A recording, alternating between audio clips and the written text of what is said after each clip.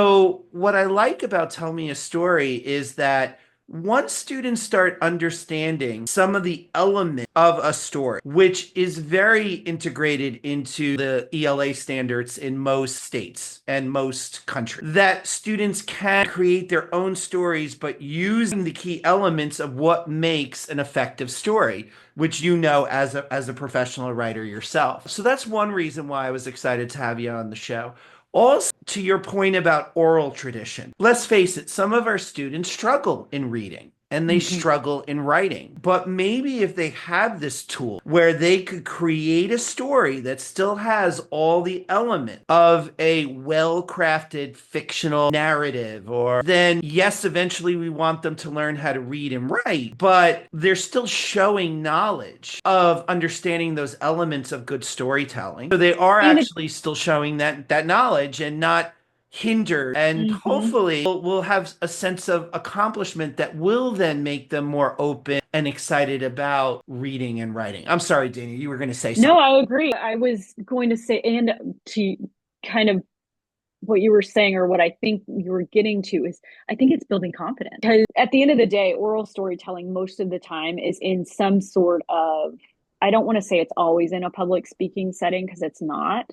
You and I are having a conversation, but some people even would get nervous for just this two-way conversation. So I think, in a way, oral storytelling builds that confidence that we all need for the rest of our lives.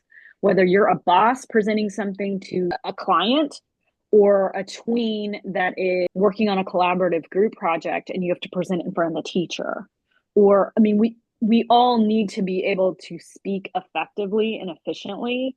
And if you had a tool that's like, okay, here's a blank slate, but I'm going to pick one card and it's an emotion card, and here's my four emotions, and it sort of lets you then say, oh, I need something else, I'm going to pick something else. And so it lets you be okay, I think, with the space that you don't know where you're going and you can sort of navigate, which I like because I think it is building confidence and connection in a way that gets us all to like kind of sync a little bit more than just hiding behind our keyboards. Eventually, you could put that into written words. I think it's kind of like that muscle that you want to flex. And then once you sort of start doing that, it's like, okay, I'm going to start with a walk.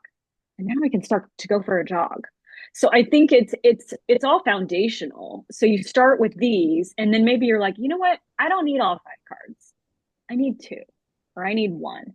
And I want to start to build a story around that. And I really just need to think of a character. But I know I want the setting to be here, here, and here. And absolutely, it's translatable to written form and other creative forms. So, on that note, Dana, could you walk us through, say, an example? Let's say somebody is picking up your card deck for the first time. Mm-hmm. Could you walk us through basically how to use the card deck? Sure. Again, whether you're a parent or the student themselves or the child. Sure. Would you get these beautiful cards designed? They're really beautiful. I got to work with all my really fun friends who are more creative than I'll ever be, but it was so fun and really whimsical in illustration and really great design. But there's five cards, color coded. So character cards are blue. You're going to get a little box like this. Mine's open. And there's blue cards for a character. So I'm going to pull a character card. And on that, I have four choices. So I'm just going to set that aside. Could you tell us And what some then of those four choices are? a neighbor, a park ranger, a land animal, or an exchange student. And then I'm going to pull my setting card. And again, these are the foundational elements to stories, right? Character, plot, setting. So my setting, outer space, restaurant, office, amusement park. Now I'm going to pull my plot card, changing hearts and minds, being extraordinary, a family fight, or phobia run amok. Okay. So now we're starting to get somewhere. So I've got a, let's see, maybe I want to be a park ranger that hits a restaurant, like goes and sits down at a restaurant, but there's a big, huge family fight there. So now you're starting to build. And then we're going to draw, let's get a little emotion. How's everybody feeling? Well, speechless, curious, sad, grumpy. Okay. So this family fight happens, and everybody in the restaurant's totally speechless. They can't say a word because they're watching this whole thing happen. And then the wild card, which is sort of this twist that adds a more detailed element to the story: weather condition, toys, musical instrument, or bad news. So here I've got five cards, and you can start to tell a story. Now, if you were with a big group, you could do it around a table. Everybody takes a card. You could say, hey, we have to come up with a story using these 4 characters.